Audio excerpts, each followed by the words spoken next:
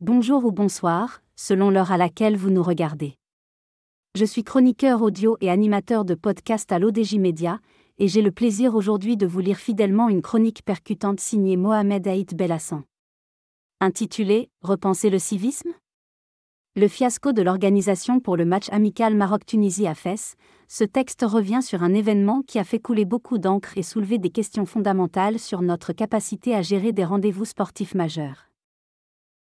Hier, Fès a été le théâtre d'un match amical tant attendu entre le Maroc et la Tunisie, mais ce qui aurait dû être une célébration sportive s'est transformé en un exemple frappant de désorganisation et de frustration pour les supporters.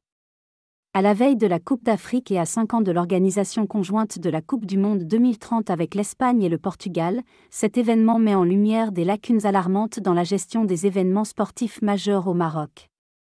L'auteur ajoute que ce chaos organisationnel n'est pas un incident isolé mais le symptôme d'un déficit de planification chronique.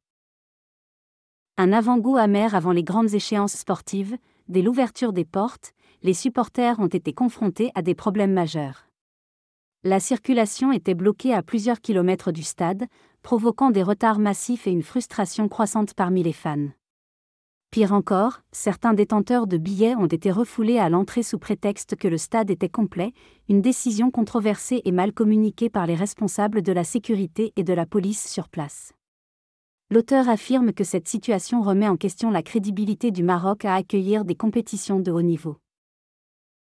Cet incident soulève des questions cruciales sur la capacité du Maroc à gérer efficacement des événements sportifs de grande envergure.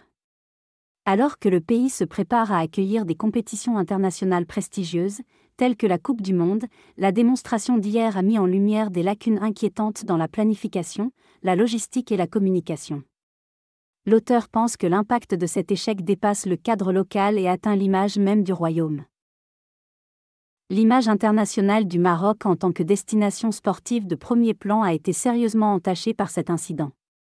La fiabilité et la compétence dans l'organisation d'événements sportifs sont des aspects cruciaux pour attirer des compétitions majeures et les touristes sportifs internationaux. À la lumière de ces événements, le chemin vers une co-organisation réussie de la Coupe du Monde 2030 semble semé d'embûches. L'auteur souligne que des mesures concrètes et immédiates s'imposent pour sortir de cette impasse. Pour restaurer sa réputation et garantir le succès futur des événements sportifs, le Maroc doit impérativement investir dans une planification minutieuse, une gestion proactive des foules et une communication transparente. Des mesures immédiates sont nécessaires pour renforcer les infrastructures et améliorer les protocoles d'accueil des supporters, tout en assurant une collaboration efficace entre les autorités locales, les organisateurs d'événements et les forces de sécurité. L'auteur conclut en invitant à transformer cette crise en opportunité. En conclusion, l'incident d'hier lors du match amical Maroc-Tunisie à Fès révèle un besoin urgent de réforme et de professionnalisme dans la gestion des événements sportifs majeurs au Maroc. Alors que le pays aspire à devenir un hub sportif régional et mondial, il est impératif de transformer cette déception en une opportunité d'amélioration, avec pour objectif une organisation sans faille des événements à venir. Le chemin vers l'excellence sportive passe par une gestion rigoureuse et un engagement total envers le civisme, la qualité et la transparence. Le Maroc a le potentiel et les ressources nécessaires pour réaliser cette transformation.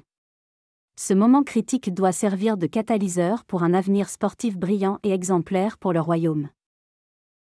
Merci de votre attention, et sachez que j'ai tenu à respecter mot pour mot les propos de l'auteur Mohamed Aït Belhassan.